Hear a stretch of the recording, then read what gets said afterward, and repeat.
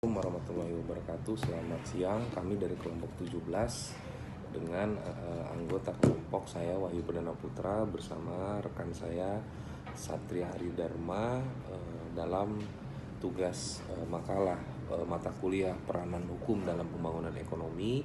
Kami mengangkat tema adalah peran penegakan hukum dalam pembangunan ekonomi. Dalam tugas kali ini kami akan membuat suatu jurnal terkait dengan peranan penegakan hukum dalam pembangunan ekonomi. Tujuan dari penelitian ini adalah memberikan gambaran bagaimana penegakan hukum di Indonesia, khususnya dalam meningkatkan pembangunan ekonomi di Indonesia.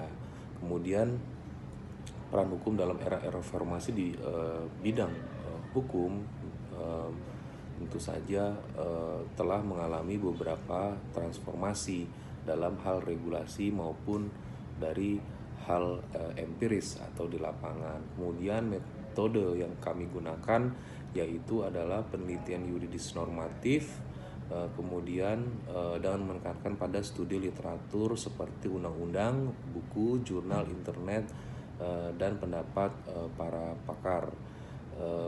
Dari penelitian ini diharapkan memberikan analisis bahwa dalam penegakan hukum masih jauh dari harapan Dasein dan Dasolen atau ius constitutum dan ius constituendum. Dampak lain dengan adanya penelitian ini yang kami simpulkan adalah terdapat dampak terhadap adanya kerugian keuangan negara. Untuk selanjutnya pembahasan dan analisis akan dilanjutkan oleh rekan kami Saudara Satria Aridharma. Terima kasih. Dalam pembahasan ini, dalam peranan hukum dalam pembangunan ekonomi, di dalam buku Peranan Hukum dalam Pembangunan Ekonomi, Herman Raja Guguk mengungkapkan bahwa dalam kajian hubungan hukum dengan pembangunan, para ahli terbagi menjadi dua kelompok, yaitu kelompok yang optimis dan yang skeptis. Kelompok yang optimis berpandangan bahwa hukum memainkan peran penting dalam menentukan prospek pembangunan, sehingga sistem hukum akan mampu mengubah situasi. Dan oleh karenanya, para ahli hukum akan memegang peran penting untuk mengidentifikasi pembaruan hukum yang mendorong pembangunan. Saya melihat bahwa kelompok yang optimis tersebut dipengaruhi oleh pandangan Rospon bahwa hukum sebagai bentuk perubahan sosial yang mengarahkan kepada tercapainya keharmonisan sosial atau masyarakat. Law a form of social change direct toward achieving social harmony. Kelompok yang optimis tersebut memiliki keyakinan bahwa dengan dilakukannya pembangunan hukum yang baik terlebih dahulu, maka akan mendorong tercapainya pembangunan ekonomi yang lebih baik pula. Sebaliknya, kelompok yang skeptis berpandangan bahwa pembangunan ekonomi akan terus berjalan bahkan mendahului pembangunan hukum.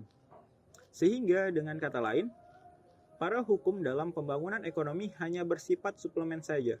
Pandangan tersebut didasari atas perkembangan yang sangat pesat di Asia, khususnya Cina yang tidak begitu populer dengan mutahirat pembangunan hukumnya, tetapi justru mengalami pembangunan ekonomi yang luar biasa mengalahkan banyaknya negara-negara yang ekonominya sudah maju terlebih dahulu.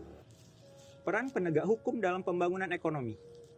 Pembangunan di bidang hukum dalam era reformasi adalah upaya untuk mewujudkan supremasi hukum dengan melakukan berbagai perubahan baik substansi hukum, struktur hukum, maupun kultur hukum, sehingga dengan menguatnya penghormatan dan penghargaan terhadap hak asasi manusia, kebebasan berpendapat di depan umum, maka masyarakat yang semakin kritis dan konstruktif melalui berbagai unjuk rasa menyampaikan aspirasinya dalam memberikan kontrol kepada pemerintah pada umumnya dan aparat penegak hukum dalam melaksanakan tugas-tugas menegakkan supremasi hukum ini.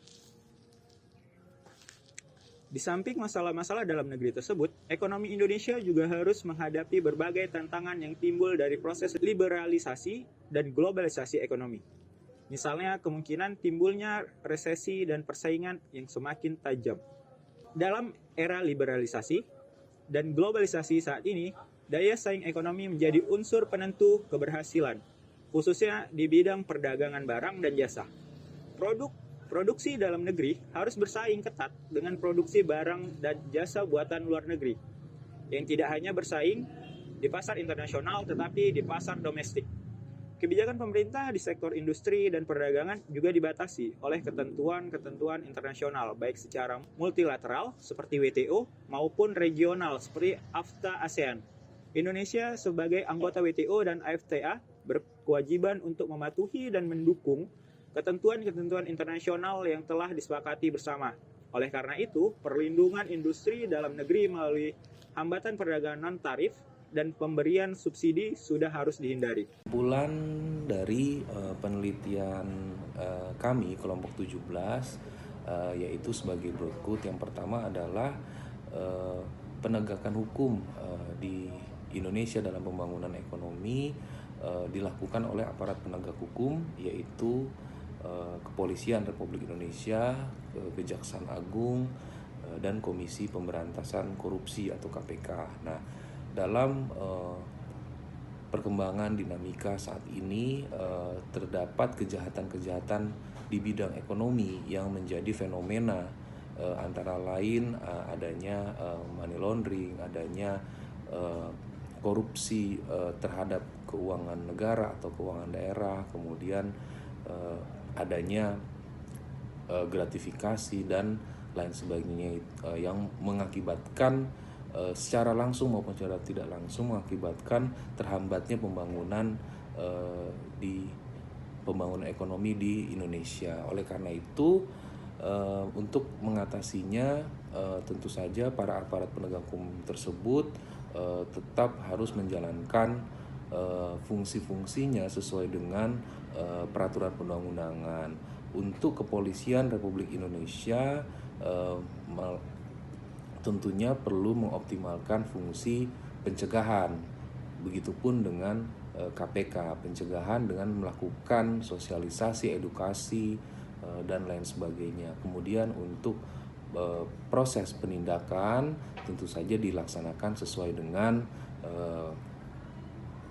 peraturan perundang-undangan di bidang pidana umum maupun pidana tipikor.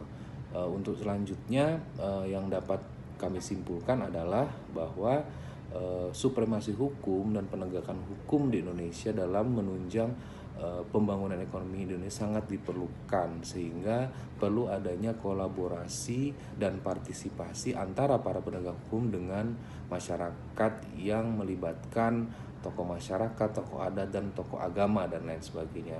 Ini diharapkan menjadi para unsur atau subjek-subjek hukum yang dapat mengatasi terhambatnya pembangunan ekonomi dalam penegakan hukum. Mungkin itu paparan dari kami kelompok 17.